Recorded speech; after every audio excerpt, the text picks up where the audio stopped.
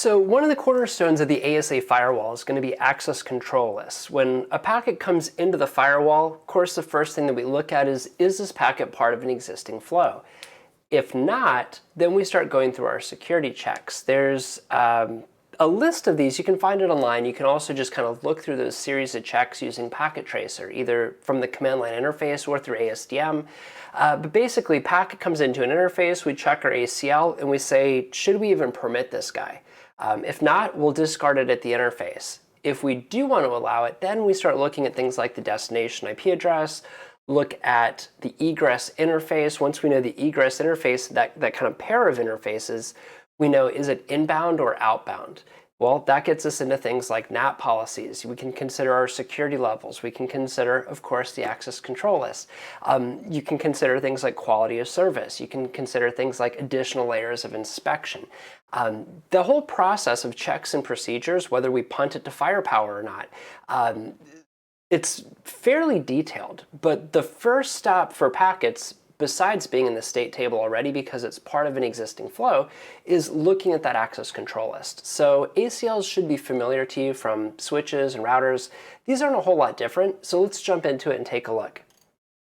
So the ASA access rules are going to control network applications as they're trying to move, and watch this, between interfaces. And we can also look at individual IP addresses, and then we can also look at individual port numbers. So pairs of interfaces, pairs of IPs, pairs of ports. The interface access rules determine which new connections can enter the appliance, right? So interface access rules only control transit traffic, traffic moving through the device.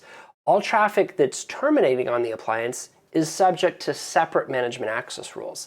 So that is traffic going to the device, or is traffic going through the device? If it's to the device, we say that that's management traffic. Like, users connect to the ASA, but they just want to get to resources that are behind it. They don't necessarily want to log into it. If you did, we can put ACLs on that management interface to actually maybe limit some of the attacks that could be targeting our ASA, which is pretty handy. Additionally, all traffic that's initiating from the appliance is permitted. So when the ASA builds its own packet, it's going to be, sent out. It's not really going to have to be inspected or anything. So interface access rule structure. Interface access rules are on a per interface basis. So on each interface, as traffic comes in, we go ahead and look at it. And as that traffic comes in, we'll say it should be denied or it should be permitted. If we can throw it away as close to the source as possible, we're not going to do additional lookups. I'll give you a whiteboard real quick and show you what I'm talking about there. The first rule that matches is what's going to be selected, right? So it's a top-down matching process, very similar to network address translation. If traffic's not explicitly permitted, it's denied by the implicit deny all rule. That is to say, if we put an access list on an interface, that comes into play. If there is not an access list on an interface, we go ahead and we permit traffic based on those security levels. So if you're going from high to low. Also, the ASA interface access rules use subnet masks instead of wildcard masks. And that's kind of fun.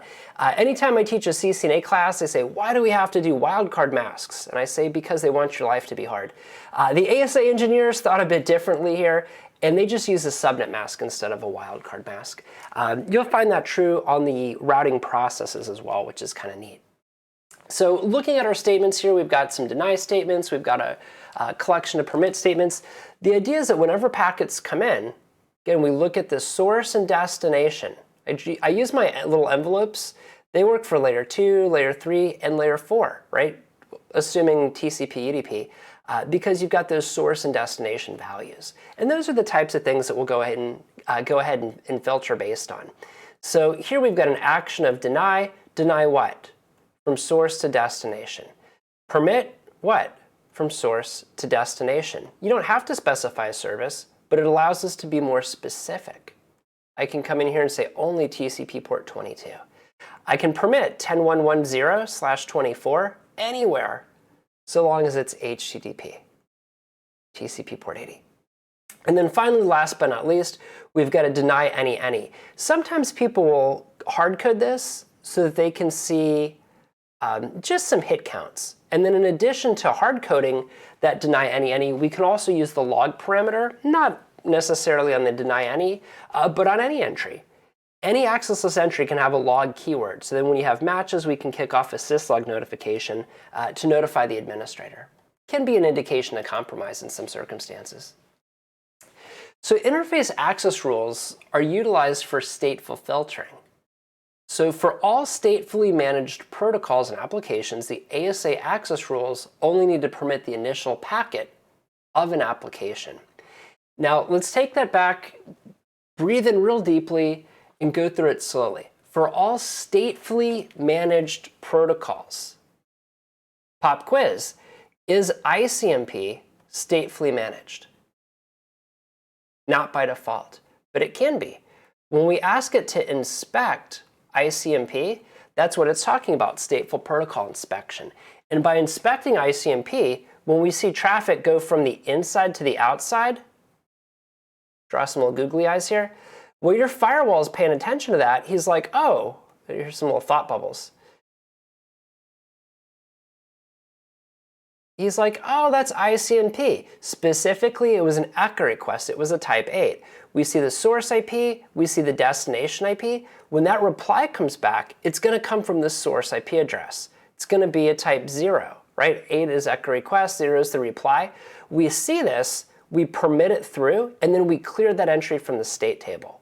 Should you send an additional ping, that next ICMP packet is going to be inspected. We create an entry in the state table. We allow one reply, and that's what's going to get through. So for a statefully managed protocol, ICMP is not by default, but once we turn it on, it will be inspected.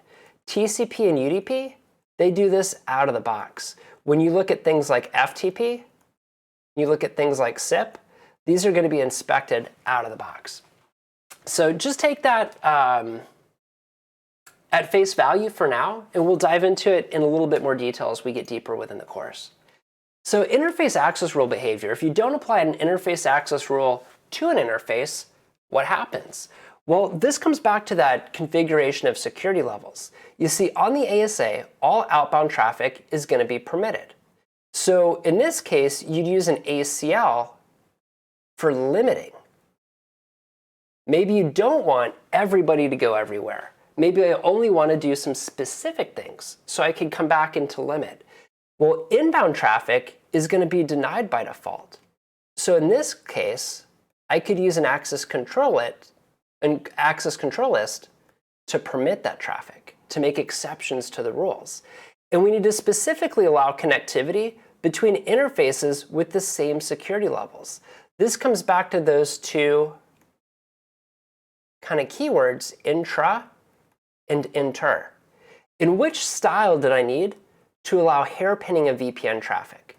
If I had a VPN user and they connected into my ASA and they were hoping to bounce right back out and go to the internet, that would be intra-interface, because you're going in one interface and back out of it. Not allowed by default, but can be enabled with an exception. But when it's maybe two different interfaces, both with a security level of 51, that's where we'd go ahead and do inter. So all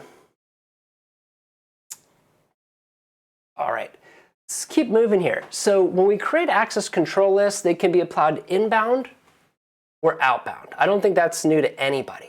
The advantage of inbound is kind of neat. So one of the things I've done in my free time over the past decade or so is trying to find vulnerabilities within things like firewalls. So you can send a packet, and it could be a malformed SIP packet, Session Initiation Protocol, for setting up voice over IP. And if there's a flaw in the way SIP inspection is working, and remember, firewall needs to be patched just like your phone, just like your workstations, just like your servers, because there's vulnerabilities. If there is a vulnerability in the SIP inspection engine, we could trigger it by sending a malicious SIP package. Now, this is where it gets cool.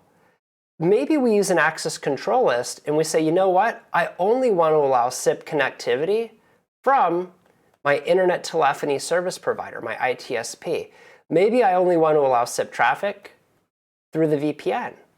So what I can do is create an access control list which would deny other forms of SIP traffic. So if there's somebody in another country or anywhere that's trying to be malicious to me and send me these malformed packets so it could potentially crash my firewall, I can get ahead of them by dropping it at the perimeter.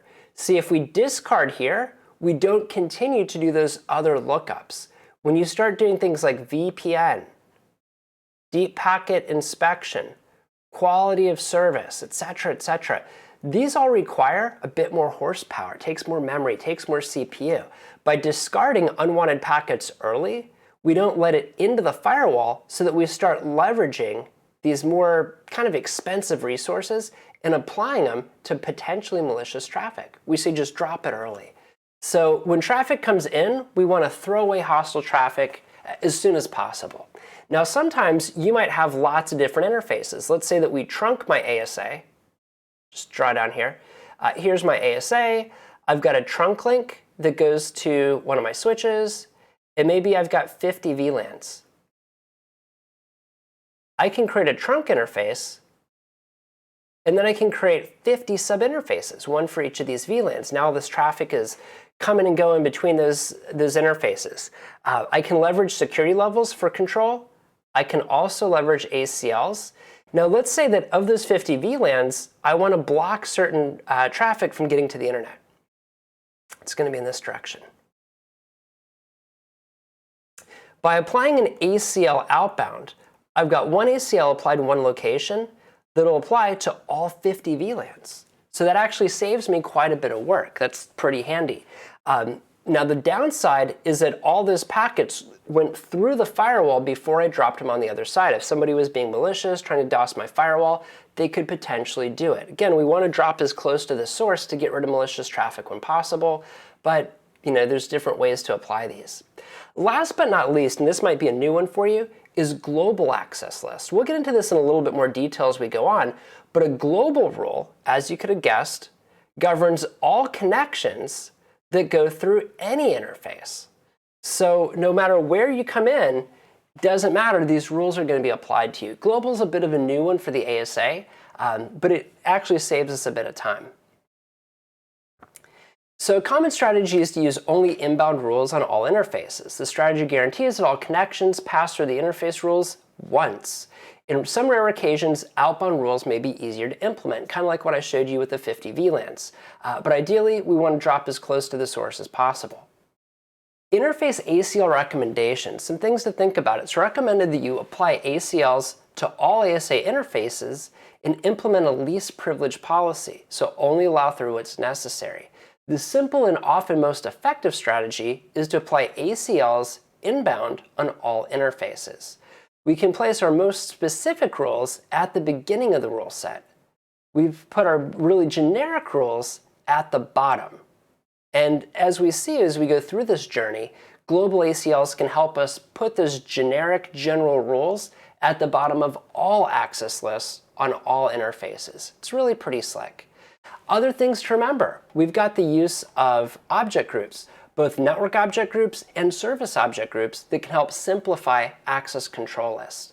Additionally, we have the ability to put comments or remarks inside of our ACLs. This ensures that should we get that dream job, or should we win the lottery, or come into a big cash flow of money and never come back to work, whoever has to pick up our job the next day can look through our configurations and go, hey, that's crazy, why would somebody put that there? And then right above it, here's a comment that says, this is why we put that here. Really, really handy if you've got different people that are going to be working on an individual piece of equipment. Also nice for anybody who might come behind you. So the use case for filtering traffic with interface ACLs, this is pretty straightforward. Anytime I want to permit traffic going from the outside to the inside, I have to have an ACL. Otherwise, it would be denied. And then alternatively, if I want to prohibit certain traffic from leaving our internal environment, I can apply access control list to this outbound traffic as well. If you want to get a bit fancier, we can create time ranges. Think about work days, Monday through Friday, 9 to 5. You define that time range, and then you can apply the time range to an access control list so that that access list is only applied within the time range. This starts to become a bit more complex and interesting when you look at the fact that ACLs can be tied into lots of other things. Like here we're saying you can use a time range with an access list. And you go, cool, I can permit or deny traffic based on different times of the day. But it's more scalable. Like if you look at quality of service is either putting some packets before others, or maybe we're rate limiting. And I'll say, okay, I want to have a policy that rate limits everybody in the company to 3 megabits per second. But we're here after 5 p.m. Should we still be limited? We're the only ones in the building. And you go, oh, okay, well, the access list that I use for policing, which is what we call rate limiting, only applies Monday through Friday, 9 to 5. So if you're here after 5, you're putting in extra hours, guess what? The internet went from like 3 megabits per second to 500 megabits per second. Everything goes really, really quickly. But when everybody's in the office, when resources are going to be a bit more contested, we can go in and we can use that time range, and we can use a quality of service rule to limit, and you can do QoS on the ASA, we can use that quality of service rule to limit traffic flows within that time range, which is really nice.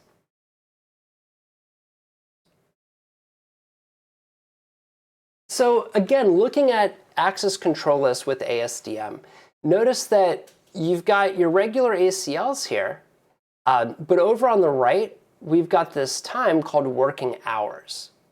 So this host, 10112, can SSH into 172.16.1.8 if it's within working hours. What happens afterwards? You're going to hit that implicit deny. Pretty cool, right? If you do a show access list, you'll see the entry there. It'll actually just have a keyword there that says inactive, letting you know based on the time of day that that rule is not actually in use.